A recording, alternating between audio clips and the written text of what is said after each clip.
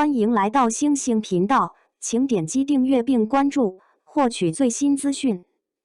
40集的奇幻大剧来袭，王鹤棣、李沁领衔主演，这才应该是能掀起追剧狂潮的大剧。你们有没有想过，如果修仙界的卷王重生了，他第一件事会干嘛？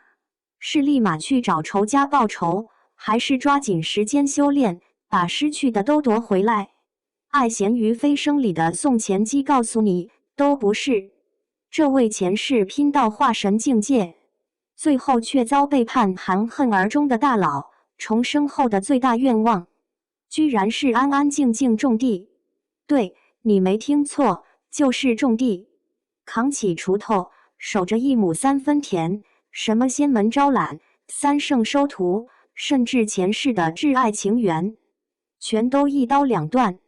这设定一出来，弹幕直接就炸了，满屏都是令我。周一早上我也想这么干。说真的，看多了主角苦大仇深拯救三界，突然来个只想当咸鱼的，这反差够劲。但你说他只是躺平摆烂，那可就错了。这部剧狠就狠在，他直接把仙侠剧的标配给踢出去了。啥标配？爱情线啊，官方名牌。这是首部影视化的无 CP 仙侠小说，意思就是别指望看王鹤棣和李沁在剧里谈恋爱了，连暧昧镜头都懒得给你留，这胆子也太肥了。现在哪部剧不靠 CP 炒热度？可人家咸鱼飞升篇部，他把焦点全砸在宋钱基一个人身上，就讲他个人的修行和成长。我一开始也纳闷，没感情线看啥？结果发现人家把战友情拍成了热血番。你想啊，主角跟反派 BOSS 一起被困幻境，灵力都没了，没办法，只能合伙搭灶台煮零食麻辣烫。一晚下去，俩人居然双双突破。这剧情，弹幕能不狂刷这碗友情，我先干为敬吗？导演丁黑还补刀说，爱情能升仙吗？不能，但火锅可以。哈哈，这话说的简直把观众的痛点拿捏得死死的。不过让我有共鸣的还是他那股子反内卷的咸鱼哲学。宋钱基前世不就是个超级卷王吗？7杀古墓，8探秘境，9死一生才爬上化神之位。结果呢？为救世寻来宝物，没人信，还被挚爱背叛。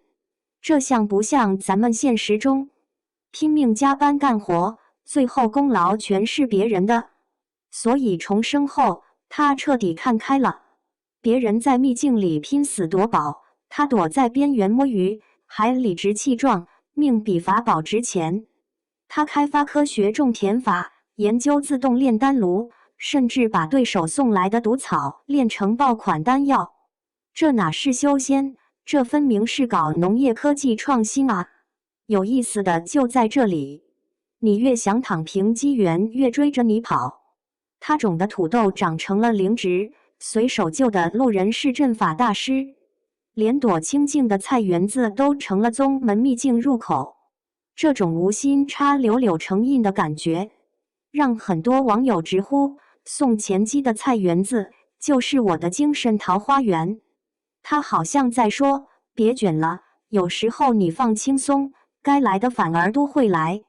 当然，光有想法不行，还得看做的用不用心。据说这剧组是把钱砸在了明处，导演丁黑带着团队到处实景拍摄，就为了搞出一个有东方美学的仙侠世界。宋钱基那个菜园子被弄成了什么纤细田园，晨雾里的竹篱笆，带露水的灵芝，看着是挺有诗意。服装也下功夫，李沁演的那个妙烟裙子融合了苏绣和纱罗工艺，走路的时候裙摆像流云在动。打戏也拒绝慢动作，要力量感和飘逸感。但这些还不是最绝的，她的群像戏，因为没了爱情主线，配角们反而都支棱起来了。李沁那个角色据说是天下第一美人，但常年戴面具，一具美式枷锁就很有东西。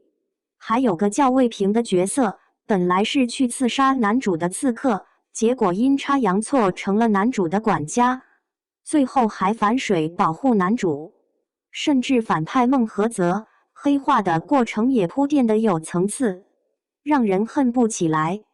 这些鲜活的人物凑一块，才撑起了这个无 CP 的故事，让你觉得，原来没有爱情，世界也可以这么热闹和完整。剧还没播呢，动静已经不小了。平台给了 S 级待遇，芒果 TV 独播，湖南卫视黄金档也预排了，连海外版权都被抢了。宣发团队也挺会玩，逢着节气就发农耕主题海报，硬是把种地修仙这个概念往你脑子里塞。他们还搞了个抖音挑战赛，叫咸鱼躺赢，听说播放量几天就破了8亿。各路网友晒各种躺，连消防官微都凑热闹，出警间隙集体躺平。这波操作算是把反内卷的情绪价值给玩明白了。原来说2025年12月播，最新消息又推迟到2026年暑期档了，等得人心痒痒。资本好像比观众还急，听说广告位都抢到2025年第1季度了，品牌方点名就要无 CP 的，说这样清静，省得 CP 粉吵架。你看这市场风向是不是有点变了？一部没有爱情线的仙侠剧，能否在大众市场真正掀起狂潮？观众是否真的准备好接受一个只想种地的男主？或者我们只是暂时厌倦虐恋，却未必真正放弃对情感张力的需求？咸鱼飞升赌的是观众审美升级，赌的是故事可以靠价值观与群像驱动，而非爱情糖分。如果成功，它或许会成为仙侠类型的一次结构性转折；如果失败，也至少证明市场尝试过新的路径。也许我们真正期待的，并不是躺平，而是看到一个人在看清世界之后，仍然选择温柔地活着。当修仙不再等于争夺，当成功不再等于踩人，咸鱼飞升或许讲的是另一种胜利。2026年暑期档，这把种地修仙的局赌的确实不小，但也正因为它不一样，我们才更想看看它能不能真的掀起一场追剧狂潮。对此，小伙伴们有什么看法呢？欢迎在下方评论区留言，和大家一起分享讨论吧。